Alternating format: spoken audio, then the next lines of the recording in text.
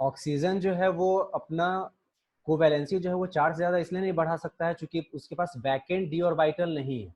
Vacant D orbital नहीं होने की वजह से क्या होगा कि उसके साथ कोई दूसरा एटम अगर जुड़ना चाहता है, तो अगर उसके पास वैकेंट डी ऑर्बिटल रहता तो उसके जो दूसरा कोई एटम जो है वो अपना इलेक्ट्रॉन उस वैकेंट डी ऑर्बिटल में क्या करता, डोनेट कर देता, डोनेट करके उसके साथ बॉन्ड बना लेता।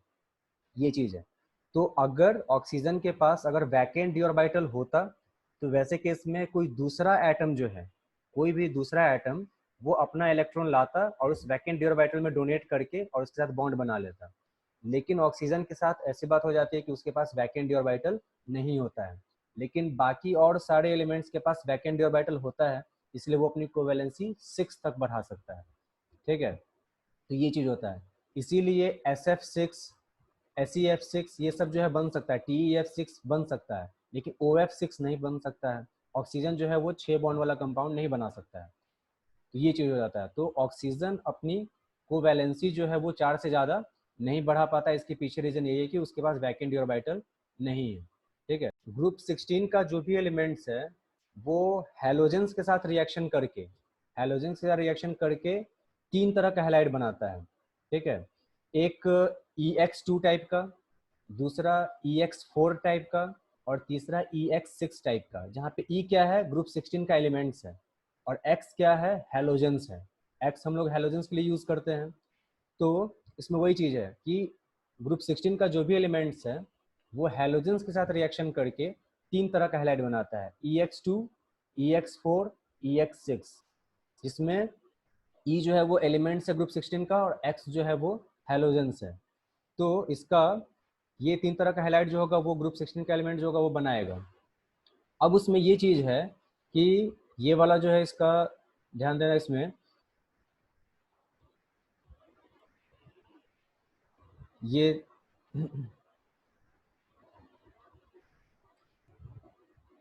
EX2 टाइप का हैलाइड बनाता है, दूसरा जो है वो EX4 टाइप का बनाता है, और तीसरा जो है वो बनाता है EX6 टाइप का।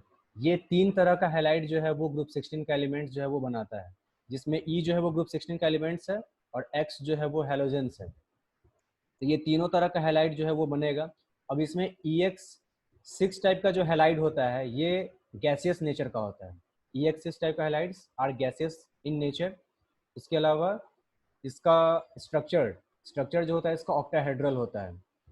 फिर उसके अलावा EX4 है, इसका हाइब्रिडाइजेशन जो होता है वो sp3d होता है, और इसका स्ट्रक्चर ट्राइगोनल बाई पिरामिडल, जिसका कि हम सॉल्व करके देख सकते हैं कि इसमें सीसॉ ज्योमेट्री आता है ये EX4 टाइप के हाइलाइट्स में। EX2 टाइप का हाइलाइट जो होता है वो सेलेनियम नहीं बनाता है, बाकी सारा एलिमेंट बनाएगा। बाकी ग्रुप 16 का सारा एलिमेंट जो है, all the elements of group 16 elements will form EX2 types of halides except selenium. यानी जैसे Cl2, SCl2, SbR2 ऐसा हैलाइड बनेगा, लेकिन सेलेनियम जो होता है वो इस टाइप का हैलाइड EX2 टाइप का हैलाइड सेलेनियम नहीं बना पाता है। ठीक है, उसी तरह से EX6 टाइप का हैलाइड ऑक्सीजन नहीं बना सकता है। क्यों नहीं बना सकता है? Because oxygen covalency can not exceed up to 4, above 4 से ज़्यादा जो है वो नहीं बढ़ सकता है, इसीलिए ऑक्सीजन इस टाइप का हैलाइड तो नहीं बना सकता है, और सेलेनियम इस टाइप का हैलाइड नहीं बनाता है। ये 3 तरह का हैलाइड है, तीनों के बारे में इंफॉर्मेशन है। EX6 टाइप के हैलाइड का जो है इसमें ऑक्टाहेड्रल स्ट्रक्चर होता है, गैसेस नेचर का होता है। EX4 का जो होता है इसका sp3d हाइब्रिडाइजेशन है, ट्राइगोनल बाइपिरामिडल स्ट्रक्चर है, जिसका फाइनल स्ट्रक्चर जब हम देखेंगे तो वो सीसॉ ज्योमेट्री होता है। और EX2 टाइप का जो हैलाइड होता है सेलेनियम छोड़ के सारा बनाएगा, और इसमें इसका स्ट्रक्चर जो होता है वो टेट्राहेड्रल होता है और sp3 हाइब्रिडाइजेशन होता है। होमवर्क तुम लोग का ये रहेगा इसमें, ये इस टॉपिक से रिलेटेड, ये सारे का जो है वो मतलब ये तीनों तरह का जो हैलाइड है, तो एक एक एग्जाम्पल लेके जो है वो सॉल्व करके जो है वो दिखाना है कि कैसे उसका हाइब्रिडाइजेशन क्या आएगा और उसका स्ट्रक्चर क्या आएगा। केमिकल बॉन्डिंग में 11th क्लास में केमिकल बॉन्डिंग चैप्टर जो पढ़े थे, ठीक है, उसमें ये सब चीज़ बताया हुआ है कि उसको कैसे उसका स्ट्रक्चर क्या आएगा, उसका हाइब्रिडाइजेशन क्या आएगा, उसके थ्रू जो है वो बताया जा सकता है। तो ये तुम लोग का होमवर्क है, वहीं पे जो है अभी अभी इस चीज़ को अपना नोट कर लो कि ये होमवर्क में है कि ये तीनों तरह के हैलाइड का एक एक एग्जाम्पल कम से कम लेके उसका हाइब्रिडाइजेशन और उसका स्ट्रक्चर जो है वो बताना है, ठीक है। तो ये चीज़ है। तो रिएक्टिविटी टुवर्ड्स हैलोजेंस जो है उसमें यही वाला हो जाएगा। अब इसके बाद जो है वो तुम्हारा आ जाता है, अब अलग से पढ़ना है डाई ऑक्सीजन के बारे में, O2, O2 के बारे में अलग से जो है इसमें पढ़ना है। तो सबसे पहले डाई ऑक्सीजन का प्रिपरेशन पढ़ना है कि डाई ऑक्सीजन कैसे कैसे हम लोग प्रिपेयर कर सकते हैं। तो डाई ऑक्सीजन को प्रिपेयर करने के लिए बहुत सारा मेथड्स का इस्तेमाल किया जाता है। तो जैसे कि एक मेथड होता है, जैसे इसमें पोटेशियम परमैंगनेट को हीट करो, या लीड नाइट्रेट को हीट करो, या फिर पोटेशियम क्लोरेट को हीट करो। ये तीन तरह का कंपाउंड है। Potassium permanganate KMnO4, potassium chlorate KClO3, lead nitrate यानी PbNO3 होल 2। ये तीन तरह का हैलाइड्स जो है, ये तीनों तरह के हैलाइड को अगर हम लोग हीट करते हैं तो ये ऑक्सीजन जो होगा वो हमको देगा, ठीक है। तो these three compounds can be used, can be heated to give oxygen gas. तो ये एक प्रोसेस ये हुआ। तो फर्स्ट प्रोसेस में जो है वो प्रिपरेशन, डाइऑक्सीजन के प्रिपरेशन में नोट्स में देख सकते हैं कि इसमें लिखवाया हुआ है कि प्रिपरेशन में है ये तीन तरह का जो कंपाउंड है उसको हीट करके बना सकते हैं। फिर उसके बाद सेकेंड जो मेथड है, by thermal decomposition of oxides of metals. Metal का कुछ ऑक्साइड्स है तो वो सारा एग्जाम्पल जो है वो दिया हुआ है, जैसे कि सिल्वर ऑक्साइड है, मर्क्यूरिक ऑक्साइड है, लीड ऑक्साइड है। ये सब ऑक्साइड्स को भी हम लोग हीट करके ऑक्सीजन जो है वो बना सकते हैं। तो इसमें जितना भी एग्जाम्पल दिया हुआ है कम से कम उसमें से एक दो एग्जाम्पल याद करके जो है उसको, मतलब सारा एग्जाम्पल्स याद करने की जरूरत नहीं है, एक दो एग्जाम्पल जो है वो दिमाग में रखेंगे कि ऑक्साइड्स ऑफ मेटल्स को भी हम लोग हीट करके हम लोग उसको ऑक्सीजन में चेंज कर सकते हैं। फिर उसके बाद एक जो है ये वाला जो है, इसमें एक कंपाउंड है तुम्हारा H2O2, ठीक है। इसका जो कंपाउंड है, इसका H2O2 है। ये कंपाउंड जिसको हम लोग बोलते हैं हाइड्रोजन पेरोक्साइड बोलते हैं।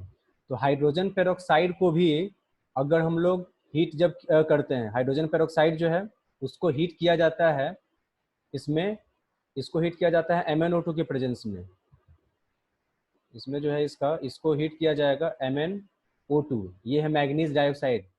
तो हाइड्रोजन पेरोक्साइड को जब मैग्नीज डाइऑक्साइड के प्रेजेंस में जब हीट करेंगे तो ये वाटर बनाता है और साथ में ऑक्सीजन जो होगा वो लिबरेट करेगा। तो ये चीज़ होता है। तो इसका एक मेथड जो होगा वो ये भी हो जाएगा कि hydrogen peroxide, by heating hydrogen peroxide in presence of manganese dioxide as catalyst we can form oxygen gas. ये चीज़ हो जाएगा। फिर इसके बाद एक और मेथड है, जानते हैं जो पहले भी पढ़े हुए, fractional distillation of air. Air का जब फ्रैक्शनल डिस्टिलेशन किया जाता है, जिसमें कि एक बड़े से फ्रैक्शनल डिस्टिलेटिंग टावर में एयर में गैसेस मौजूद है, ठीक है। तो these gases are first liquefied, पहले उस गैसेस को लिक्विफाई किया जाता है और फिर उसको फिर क्या किया जाता है, वो हीट किया जाता है। Then these gases are heated, heat किया जाएगा। तो हीट किया जाता है तो सारा जो भी गैसेज है वो अलग अलग टेम्परेचर पे बॉयल करेगा, ठीक है। वेपर बनेगा, कंडेंस करके उसको निकाल लिया जाता है। ये चीज़ होता है। तो इस तरह से जो है फ्रैक्शनल डिस्टिलेशन ऑफ एयर, जिसमें कि फ्रैक्शनल डिस्टिलेटिंग टावर में पहले एयर को लिक्विफाई कर लिया जाता है और फिर उसके उस टावर में उसको हीट किया जाएगा। सारा गैसेस अलग अलग टेम्परेचर पे बॉयल करेगा, वेपर बनेगा, उसको कंडेंस करके निकाल लेंगे। ये है इसका ऑक्सीजन को बनाने का एक और मेथड है इसमें, ठीक है। तो these are some methods by which we can prepare oxygen gas. First, by heating some compounds such as potassium permanganate, potassium chlorate and lead nitrate. Second method, by heating oxides of metals. Third method, by heating hydrogen peroxide in presence of manganese dioxide as catalyst. Fourth method, by fractional distillation of air. These are different methods. अब उसके बाद है properties of dioxygen. Dioxygen का कुछ properties भी है, जैसे कि ये colourless, it is colourless and odourless gas. It liquefies at 90 kelvin, मतलब ऑक्सीजन गैस लिक्विफाई होता है 90 केल्विन टेम्परेचर पे, एंड फ्रीजेज एट 55 केल्विन, और फ्रीज करेगा 55 केल्विन टेम्परेचर पे। तो ये इसका प्रॉपर्टी है। फिर इसका है, it has 3 stable isotopes. 3 isotopes इसका होता है, जैसे carbon has 3 isotopes, oxygen also has got 3 isotopes. 3 isotopes in which different oxygen has different masses. एक जो आइसोटोप होगा उसमें मास होता है उसका 16, दूसरे में होता है 17 और तीसरे में होता है 18 होता है। एटॉमिक नंबर सारे ऑक्सीजन का होगा 888, लेकिन एक में मास जो होगा वो 16 होगा मास नंबर, दूसरे में 17 होगा, तीसरे में 18 होगा। तो these are 3 isotopes of oxygen. और इसके अलावा oxygen is paramagnetic in nature. Even number, despite having even number of electrons, oxygen has got paramagnetic behaviour. ये भी होमवर्क है, इसको भी जो है वो नोट कर लेना है। Oxygen O2 is paramagnetic in nature. Why? Molecular orbital theory के बेसिस पे we can explain that oxygen O2 is paramagnetic in nature and you have to calculate it and show me. तो इसको जो है ये वाला काम जो है वो कर लेना, ये भी एक होमवर्क में है। फिर इसके बाद ये वाला ऑक्सीजन का ये सब प्रॉपर्टीज़ में आ जाता है। ऑक्सीजन के प्रॉपर्टीज़ के बाद इसका कुछ केमिकल रिएक्शंस भी देखना है ऑक्सीजन का। इसमें से जो केमिकल रिएक्शंस है, तो एक पहला रिएक्शन है ऑक्सीजन का रिएक्शन मेटल्स के साथ। ये 10th क्लास में पढ़ा हुआ है। Metals react with oxygen to form metallic oxides. Non metals react with oxygen to form non-metallic oxides, and we better know that metallic oxides are basic in nature and non-metallic oxides are acidic in nature. For example, sodium Na reacts with oxygen O2 to form Na2O, sodium oxide, and when this sodium oxide reacts with water, then it forms NaOH, which is a base and will turn red litmus into blue. That is why metallic oxides are basic in nature. Second, non-metallic oxide, non-metals such as sulfur. Sulfur reacts with oxygen to form sulfur dioxide, and this sulfur dioxide, when reacted with water, H2O, SO2 plus H2O, it gives H2SO3, that is sulfurous acid. That is why non-metallic oxides are acidic in nature. Metallic oxides basic in nature, non-metallic oxides acidic in nature, and there are some oxides which are amphoteric in nature and neutral. Amphoteric oxides are those oxides which have got both metallic as well as non-metallic characters, such as aluminum oxide, zinc oxide. These are oxides which have got both metallic and non-metallic character. जैसे Al2O3 है, तो Al2O3 acidic behaviour show करेगा। मतलब Al2O3 को जब हम base के साथ रिएक्शन करेंगे तो रिएक्शन कर जाएगा। Al2O3 को जब हम एसिड के साथ रिएक्शन करेंगे तो भी रिएक्शन कर जाएगा।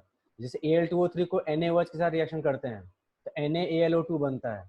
तो इसका मतलब है कि यहाँ पे Al2O3 एसिड की तरह बिहेव कर रहा है, और Al2O3 को जब एसिड के साथ रिएक्शन करेंगे तो भी सॉल्ट बनाता है। जैसे Al2O3 प्लस HCl, AlCl3 बनता है, H2 बनता है। तो वहाँ पे ये बेस की तरह काम कर रहा है। तो aluminium oxide is amphoteric in nature, zinc oxide is also amphoteric in nature. Neutral oxides such as oxides of nitrogen and carbon monoxide, these are oxides which are neutral in nature. So 4 types of oxides are possible: basic oxides, acidic oxides, amphoteric oxides, and neutral oxides. These are 4 oxides which can be formed by reaction of oxygen with metals and non-metals. Second, अब इसके बाद का जो topic है, फिर उसके बाद पढ़ना है, बहुत इंपॉर्टेंट टॉपिक है इसका, ओजोन के बारे में। ठीक है, ओजोन। ओजोन जो होता है जिसका फॉर्मूला होता है O3।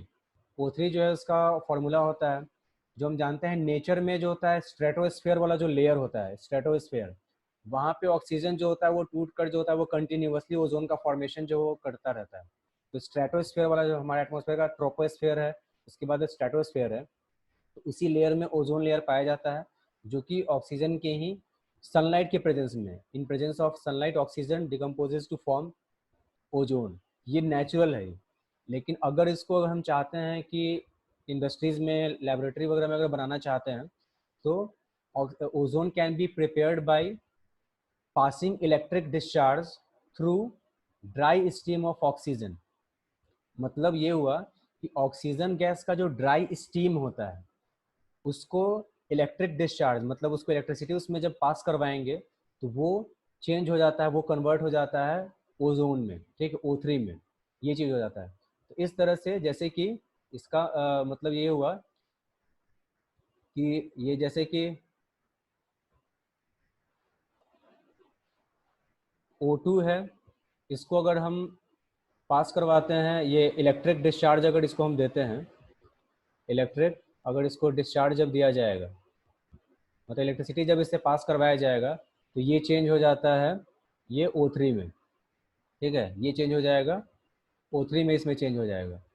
तो O3 में चेंज हो जाएगा, तो ऑक्सीजन O2 जो है इसको जब इलेक्ट्रिसिटी से जब पास करवाएंगे तो ये ओजोन में चेंज हो जाएगा। और ये प्रोसेस जो होता है वो एंडोथर्मिक होता है। एंडोथर्मिक इसका मतलब होता है कि इसके दौरान जो होगा ये एनर्जी लेगा। ऑब्वियस सी बात है, when electricity will be pass through dry stream of oxygen, in this process we are giving energy, we are supplying energy, and the process in which energy is supplied, energy is absorbed, that process is known as endothermic. That is why this process is endothermic. The formation of ozone with the help of oxygen is an endothermic process. ठीक है, ये चीज हो गया। तो इस तरह से O2 जो है वो O3 में चेंज हो सकता है। तो ये ओजोन का फॉर्मेशन का ये मेथड है। अब उसके बाद जो है ओजोन का जैसे कि कुछ प्रॉपर्टीज वगैरह है। ओजोन जो होता है जैसे कि गैसेस फॉर्म में भी हो सकता है, लिक्विड फॉर्म में भी हो सकता है, और मतलब गैसियस होगा, लिक्विड हो गया, सॉलिड स्टेट, तीनों स्टेट में जो है वो मिल सकता है। ये प्रॉपर्टी जो इसका जो देखना है उसी में है इसका। ओजोन अगर गैसियस स्टेट में अगर है तो वो पेल ब्लू गैस है, ठीक है, मतलब थोड़ा डल टाइप का ब्लू गैस होता है। ओजोन अगर लिक्विड स्टेट में है तो वो डार्क ब्लू लिक्विड होता है, ठीक है। और वही अगर ओजोन अगर गैसियस स्टेट में अगर होगा तो उसमें देखना वॉयलेट ब्लैक है, ये वॉयलेट ब्लैक सॉलिड। तो ओजोन अगर ये इसका गैसियस फॉर्म में अगर है तो पेल ब्लू गैस है, लिक्विड फॉर्म में अगर है तो वो डार्क ब्लू लिक्विड है, और गैसियस सॉलिड फॉर्म में अगर है तो वो वॉयलेट ब्लैक है। तो ये तीन फॉर्म में ओजोन जो होता है वो मिल सकता है, और तीनों का ये डिफरेंट कलर्स होता है। अब देखो, फिर इसके बाद जो होता है ओजोन जो होता है वो एक तरह से इसका थर्मोडायनामिकली अनस्टेबल। थर्मोडायनामिक्स में हम लोग पढ़े हुए हैं, थर्मोडायनामिक्स में एक टॉपिक पढ़े हुए हैं जैसे ये सब, इंथैल्पी चेंज जिसको हम लोग डिनोट करते हैं डेल्टा एच। दूसरा है एंट्रोपी चेंज जिसको डिनोट करते हैं डेल्टा एस से, ठीक है। और एक हम लोग पढ़े हुए हैं गिब्स एनर्जी, डेल्टा जी। तो फॉर्मूला होता है delta G is equal to delta H minus T delta S, ठीक है। तो ओजोन जो होता है वो थर्मोडायनामिकली अनस्टेबल होता है। थर्मोडायनामिकली अनस्टेबल का मतलब ये हुआ कि जैसे कि देखो, ये जो इसका प्रोसेस जो होता है, अगर हम ऐसा करें कि इसका ओजोन जो है, ओजोन को अगर हम लोग कन्वर्ट करके, ओजोन को अगर हम कन्वर्ट करके O2 में अगर चेंज करते हैं, ओजोन को अगर कन्वर्ट करके O2 में अगर चेंज करते हैं, तो इस प्रोसेस के दौरान क्या हो जाता है, एनर्जी रिलीज होता है। एनर्जी रिलीज होने का मतलब क्या हुआ, डेल्टा एच का वैल्यू नेगेटिव होगा, ठीक है। और एंट्रोपी चेंज का वैल्यू जो होता है वो पॉजिटिव होता है। तो ओवरऑल इस प्रोसेस में क्या हो जाता है, डेल्टा जी का वैल्यू नेगेटिव होता है। And we know that the process in which delta G is negative, that process is spontaneous. Spontaneous मतलब जब ओजोन जब टूटेगा O2 में, तो ये प्रोसेस जो होता है, इस प्रोसेस में डेल्टा जी का वैल्यू नेगेटिव हो जाता है।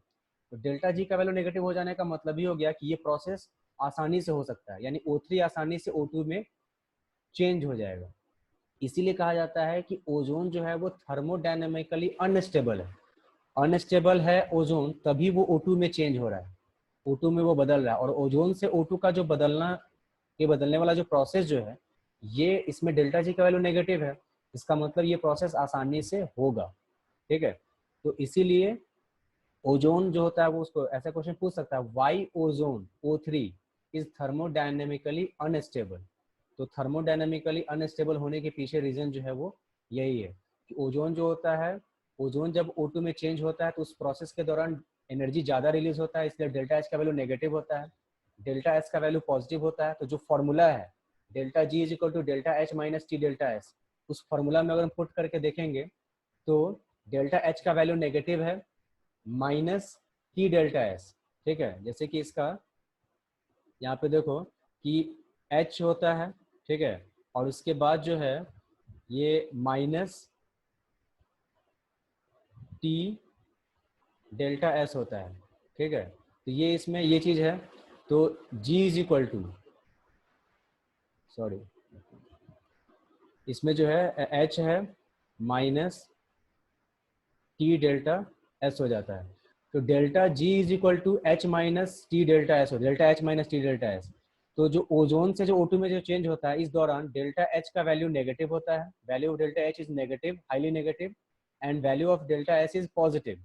तो ये वाला वैल्यू नेगेटिव और ये वाला वैल्यू पॉजिटिव है, एंट्रोपी चेंज पॉजिटिव है। तो ये नेगेटिव ये भी नेगेटिव, तो माइनस माइनस प्लस होता है लेकिन साइन माइनस का ही रहता है। तो डेल्टा जी का वैल्यू क्या हो जाएगा, नेगेटिव। यानी conversion of O3 to O2 is a spontaneous process because delta G is negative. That is why ozone is thermodynamically unstable. ये चीज हो जाता है। तो इस तरह से जो है इसका हम बता सकते हैं। तो ओजोन जो होता है वो थर्मोडायनामिकली अनस्टेबल है। उसके अलावा ये भी चीज है कि इसमें ओजोन जो होता है वो ये भी हो जाता है कि टूट कर इसका जो है ओजोन जो है जैसे कि O3 है, ये टूट कर जब टूटता है तो O2 और साथ में जो होगा ये बनाएगा नेसेंट ऑक्सीजन O3 को जब अगर ये ब्रेक करता है तो O3 टूटता है O2 में और ऑक्सीजन में। ये वाला ये प्रोसेस होता है। यहाँ पे जो बता रहे थे एक्चुअल प्रोसेस यही है, ये पूरा प्रोसेस यही है। When O3 is decomposed, it changes into O2 and O, where O is nascent oxygen। तो ये आसानी से ओजोन जो होता है चूंकि डिकम्पोज करके आसानी से नेसेंट ऑक्सीजन दे सकता है, ये नेसेंट ऑक्सीजन किसी न किसी को वो सप्लाई कर देगा। तो इसी की वजह से ozone, that is why ozone is a powerful oxidising agent. Ozone is a powerful oxidising agent because it can easily decompose to give nascent oxygen which can be supplied to any atom. That is why ozone is a very powerful oxidizing agent। एक अच्छे oxidising agent के रूप में ozone जो होता है वो काम करता है। जिसका एग्जांपल भी तुम लोग को देखना है। हम जानते हैं कि ऑक्सीडाइज होने का मतलब क्या होता है, या तो किसी से इलेक्ट्रॉन निकल जाए या फिर उससे उसमें ऑक्सीजन ऐड हो जाए या फिर उससे हाइड्रोजन निकल जाए। तो ओजोन चूंकि ऑक्सीजन सप्लाई कर देता है इसीलिए ये आसानी से किसी को भी ऑक्सीडाइज कर देगा। ठीक है, तो इसका एग्जाम्पल आप लोगों को दिया हुआ है।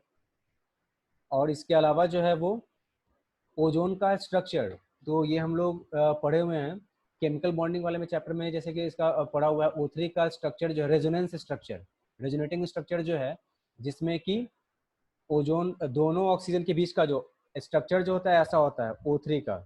एक ऑक्सीजन यहाँ पे होता है, एक ऑक्सीजन यहाँ पे होता है, एक ऑक्सीजन यहाँ पे होता है। O3 का स्ट्रक्चर ऐसा होता है एंगुलर टाइप का। ठीक है, जिसमें दोनों का बॉन्ड लेंथ जो होता है वो इक्वल होता है। ठीक है, दोनों का बॉन्ड लेंथ जो होगा वो इक्वल होता है। ये रेजोनेंस की वजह से होता है। यहाँ पे दोनों ऑक्सीजन के बीच में यहाँ पे क्या होता है, रेजोनेंस होता है और दोनों के बीच में डबल बॉन्ड कैरेक्टर होता है। ठीक है, ये चीज़ है। तो इस तरह से जैसे कि यहाँ पे ओजोन का जो स्ट्रक्चर की अगर हम बात करते हैं तो जैसे कि यहाँ पे ऑक्सीजन है। ठीक है, यहाँ पे जैसे कि ऑक्सीजन होगा और एक ऑक्सीजन जैसे कि मान लो यहाँ पे है, तो इसका जो है इसका ऑक्सीजन यहाँ पे है। तो इस दोनों ऑक्सीजन के बीच में भी जो होता है वो डबल बॉन्ड कैरेक्टर आता है और इस दोनों ऑक्सीजन के बीच में भी डबल बॉन्ड कैरेक्टर आता है। ठीक है, तो ये जो चीज़ है इसका ये वाला इसका तो रेजोनेंस, इस दोनों के बीच में रेजोनेंस जो होता है और इसी की वजह से ये क्वेश्चन पूछा भी हुआ है तुम लोगों से कि दोनों के बीच में जो होता है दोनों का बॉन्ड लेंथ, ये जो बॉन्ड लेंथ होता है और ये जो बॉन्ड लेंथ होता है वो इक्वल होता है। क्यों? क्योंकि दोनों में रेजोनेंस की वजह से डबल बॉन्ड कैरेक्टर आता है। डबल बॉन्ड कैरेक्टर आने की वजह से जो होता है दोनों का बॉन्ड लेंथ इक्वल होता है। ठीक है, तो ये है ओजोन का स्ट्रक्चर है। ये स्ट्रक्चर इसमें रेजोनेटिंग स्ट्रक्चर, इसका दो रेजोनेटिंग स्ट्रक्चर